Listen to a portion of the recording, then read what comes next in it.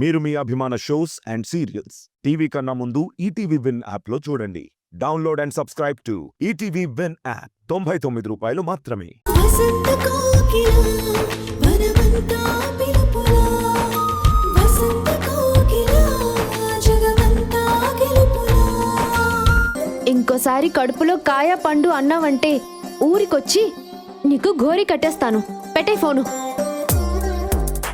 ఏంటి దివ్య, నా పేరు తలుచుకుంటున్నావు? నీ పేరా? ఓ, పండు అన్నాననా? రోజు రోజుకి మా నాన్నమ్మ టార్చర్ ఎక్కువైపోతుంది పండు. ఏ, మళ్ళీ ఇక్కడికి వస్తానంటున్నారా? ఇప్పుడు కాదు, నేను ప్రెగ్నెంట్ అయిన తర్వాతనే వస్తుందంట.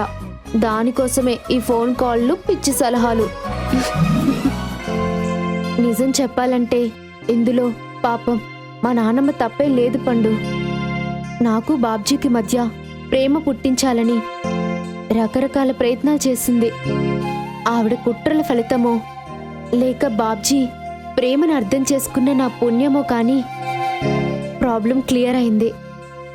దేవుడు కరుణించిన పూజారి వరమివ్వనట్టు బాబ్జీ మాత్రం ఇంకా నాకు దూరంగానే ఉంటున్నాడు. ఈ విషయం ఆ ముసల్దానికి ఎన్నిసార్లు చెప్పినా అర్థం కావడం లేదు. ప్రాబ్లం ఏంటని ఎప్పుడైనా బాబ్జీ గారిని అడిగావా? అడిగాను పండు, కానీ ఏం చెప్పడు. అంతా ఓకే అని ఒక నవ్వు నవ్వుతాడు. అంటే నీకు బాబ్జీ మీద ఏమైనా డౌట్ ఉందా?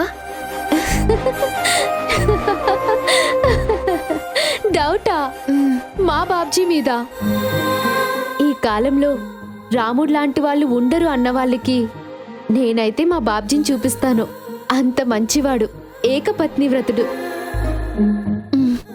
ఎదుటి వాళ్ళు బాధపడిపోతారేమోనని ముందే తను ఫీల్ అయిపోతుంటాడు. చూడ్డానికి ఎంత సింపుల్గా ఉంటాడో అంత సెన్సిటివ్ మనిషి ఉంటాడు.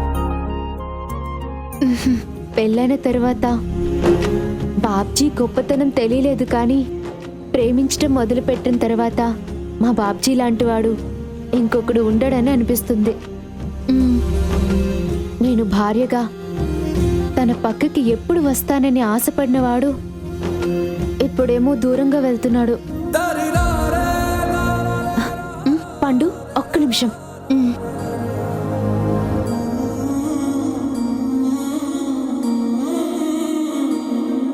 ఈ చీర చూడు. బాబ్జీతో ఫస్ట్ నైట్ చేసుకోవాలని తనని గిఫ్ట్గా తీసుకురమ్మన్నాను. ఆ రోజు భార్యగా ఎంతో ప్రేమగా వెయిట్ చేశాను, కానీ నైట్ అంతా ఇంటికి రాలేదు. వర్షం ఎక్కువ పడుతుందని ఫ్రెండ్ ఇంట్లో ఉండిపోయానని చెప్పాడు.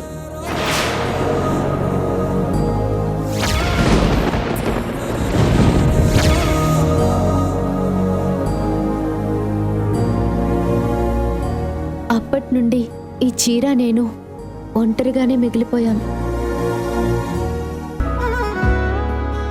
నీకు నా బాధలన్నీ ఎందుకులే, కానీ నువ్వు వెళ్ళి పడుకో. ఇప్పటికే చాలా లేట్ అయింది. సరే దివ్య, గుడ్ నైట్. Good night.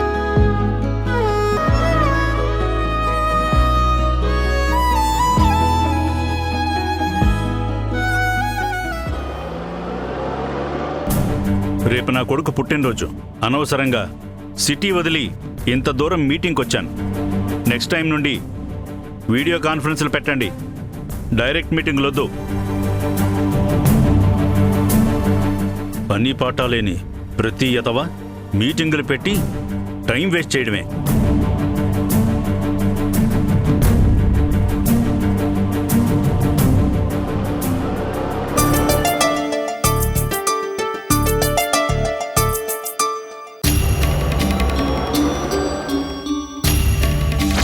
ఇంకొన్ని రోజుల్లో నువ్వు చావబోతున్నావు. కాపాడేవాడు లేక ఒంటరిగా దిక్కులేని చావు చేస్తావు.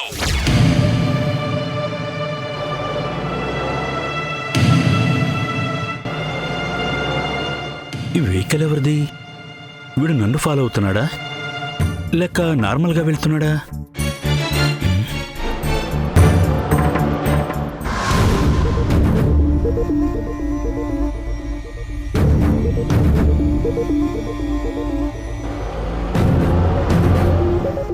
వీడిని టెస్ట్ చేయడానికి నేను కారును స్లోగా నడుపుతాను.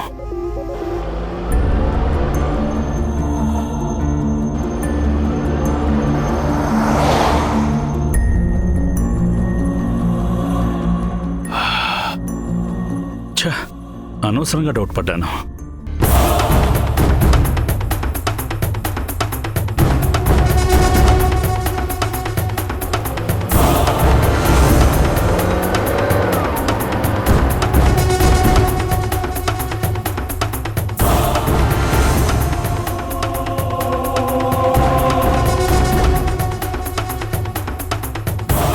డౌట్ లేదు, వీడు నన్నే ఫాలో అవుతున్నాడు.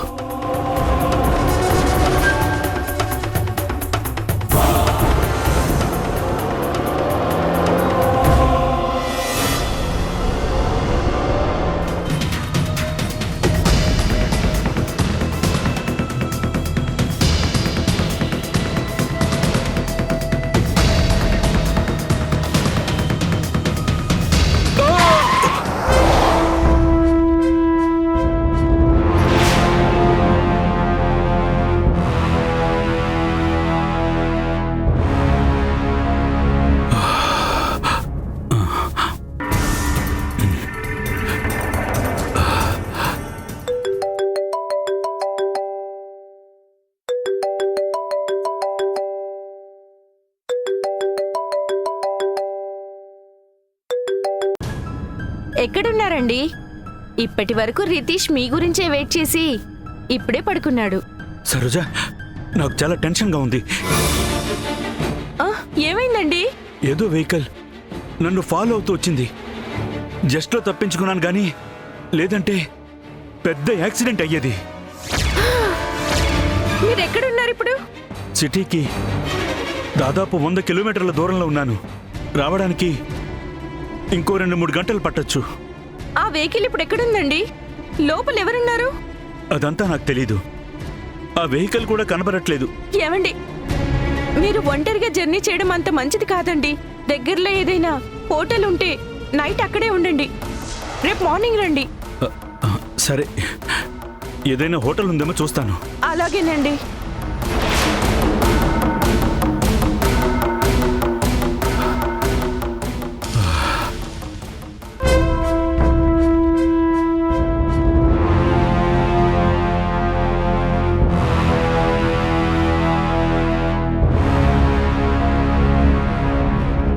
ఏమైందక్కా? ఎందుకంత టెన్షన్గా ఉన్నావు? మీ బావ కార్ని ఎవరో ఫాలో అవుతున్నారంటారా? యాక్సిడెంట్ చేయాలని కూడా చూశారంట. ఇప్పుడు బావ ఎక్కడున్నాడు? సిటీకి 100 కిలోమీటర్ల దూరంలో ఉన్నారంట. ఏదైనా హోటల్ కనిపిస్తే అక్కడే ఉండమని చెప్పాను. ఛా, ఇలాంటిదేదో జరుగుతుందని భయపడే నేను కూడా మీటింగ్కు వస్తాను బావా అంటే వద్దు అని చెప్పాడు. ఇదంతా ఎవరు చేస్తున్నారో ఏమో. ఇంకెవరు? ఆ ఆకాశే. వాడు తప్ప బావకి శత్రులు ఎవరూ లేరు.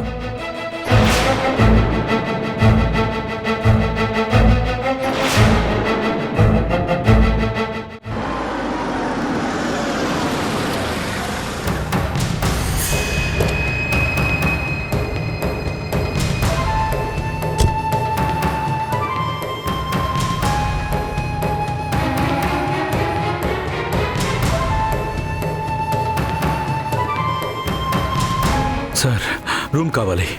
ఏసీనా నాన్ ఏసీనా? ఏదైనా పర్లేదు, తొందరగా ఇవ్వు. సింగిలా డబులా? అబ్బా, ఏదో ఒకటి ఇవ్వయ్యా. మార్నింగ్ వరకు ఉండి వెళ్ళిపోతాను. Okay sir. ఇక్కడ మీ డీటెయిల్స్ రాసి సంతకం పెట్టండి.